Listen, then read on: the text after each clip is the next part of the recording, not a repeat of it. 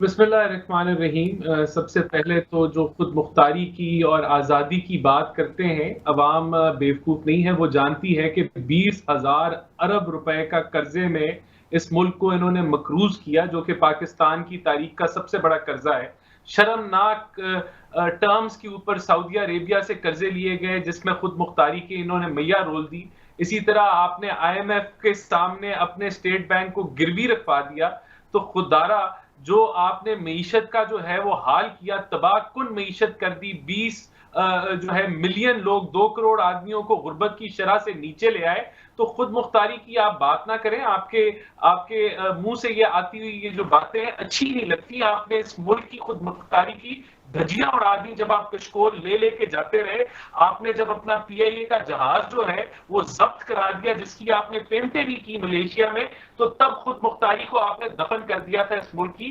खुद मुख्तारी तब होती है जब मुल्क मईशती तौर पर तरक्की करता है, जिस तरह 2013 से 18 में हमने किया, जिस तरह इस मुल्क से हमने दहशतगर्दी खत्म की, जिस तरह हमने लोड शेडिंग खत्म की, जिस तरह इस मुल्क को तरक्की दी। ये हुकूमत कशकोल तोड़ देगी राना एहसान साहब, ये हुकूमत कशकोल तोड़ देगी। आईएमएफ के पास तो नहीं जाना पड़ेगा। पाकिस्तान की गाड़ी बड़ी तेज रफ्तारी से जा रही थी, फिर एक नाअहल, निकम्मा और करप्ट तरीन हुक्मरान आया जिसमें उस गाड़ी पेट्रोल की थी और उसने डीजल डाल दिया। तो इसकी जो ओवरऑल जो इंजन को तबाह हाल में कर दिया।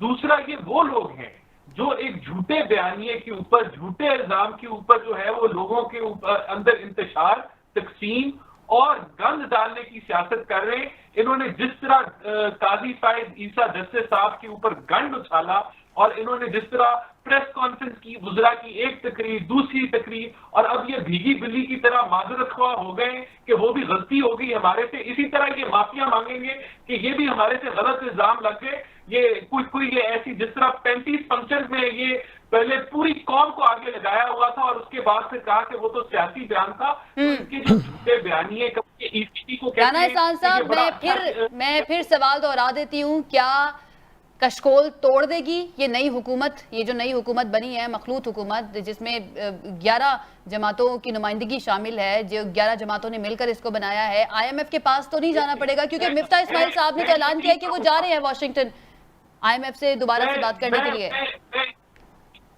मैं ये नहीं कहूंगा कि मैं खुदकुशी कर लूंगा या हमारी हुकूमत खुदकुशी कर लेगी और फिर हम खुदकुशी भी ना करें। आज जिस हालात में पाकिस्तान को ये छोड़ के गए हैं, ये हमें चीजें करनी पड़ेंगी। लेकिन जिस स्पीड पे इन्होंने मकरूज किया, उस स्पीड को हम स्लो करेंगे, उसको आहिस्ता करेंगे। और मुल्क की जो ये एक कह लें कि मैक्रो इकोनॉमिक इंस्टेबिलिटी से गुजर रहा है, जो कि देखें 20 अरब डॉलर से पाकिस्तान के स्टेट बैंक के जो रिजर्व हैं वो खड़े थे अगस्त में, आज वो 10 अरब से भी कम की तरफ आ रहे हैं। यानी कि 10 अरब रुपया इन्होंने झोंक दिया पिछले 9 महीनों के अंदर, और रुपया जो है फिर भी आगे मार रहा है। जो इंस्टेबिलिटी इस मुल्क में ये लेके आए, उसको हम कंट्रोल करेंगे, बेहतरी लेके आएंगे।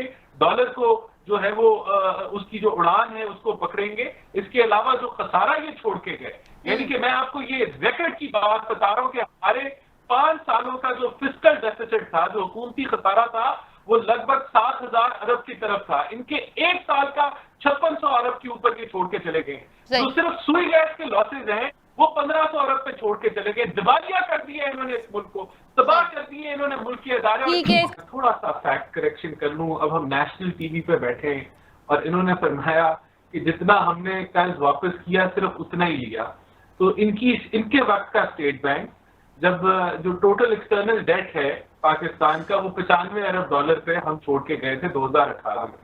दिसंबर के अंदर वो 130 अरब डॉलर पे था, ये स्टेट बैंक बता रहा है। इन्होंने टैक्स की बात की, तो जो टैक्स टू जीडीपी रेशो है वो 9.1 पे गिर गया 11.1 से।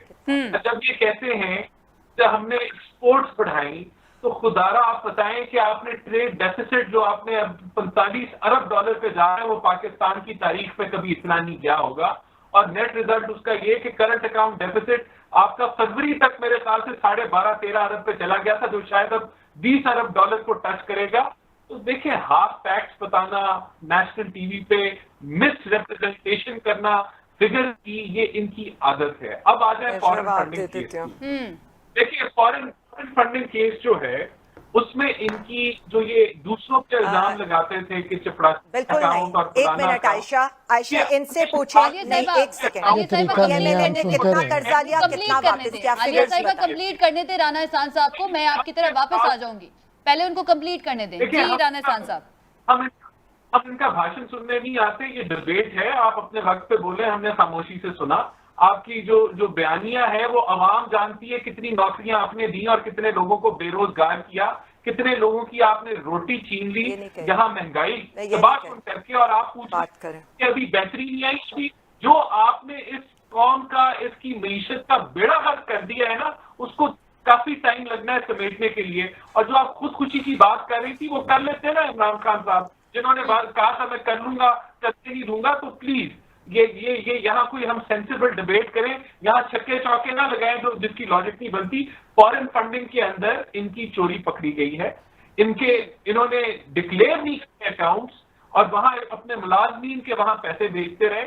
इसी तरीके से ये पूरी जमात फारिग होने जा रही है, क्योंकि इन्होंने मफुआ फंडिंग भी की, इन्होंने जो है वो दर्जनों अकाउंट्स भी छुपाए और फिर उसका गबन भी किया। वो पैसे जो डोनेशनों के पैसे थे वो इन्होंने मिस यूज किए। तो ये सारा मामला जो अभी कहते हैं सारों का इकट्ठा कर लें, क्यों भी इकट्ठा कर लें? आपका 7 साल से केस चल रहा है, आपका और इकट्ठा कर लें, क्यों आप भाग रहे हैं एहतसाब से? हमारा जब वक्त आएगा हम जवाब देंगे हमारा। और दूसरा, अकाउंटेबिलिटी आपने हमारी बेइंतहाशा की।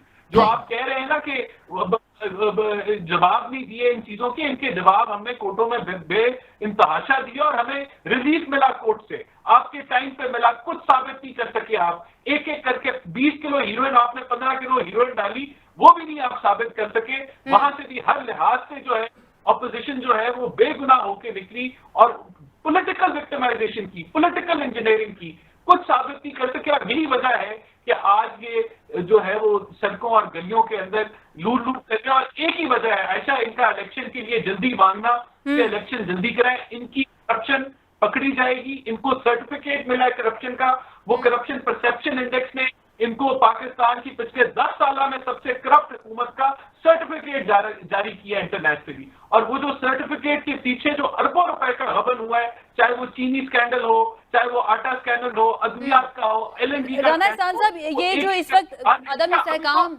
हमें नजर आ रहा है सियासत के अंदर, चारों तरफ से अजीबोगरीब जिस तरह की खबरें आ रही होती है, आपको नहीं लगता कि इलेक्शन हो जाना ज्यादा बेहतर है इस कौम के मफाद के लिए भी, पाकिस्तान के मफाद के लिए भी? फ्रेश मैंडेट के साथ जो भी जमात जीते वो आए, अपनी हुकूमत बनाए और उसके मुताबिक अपनी पॉलिसियां बनाए।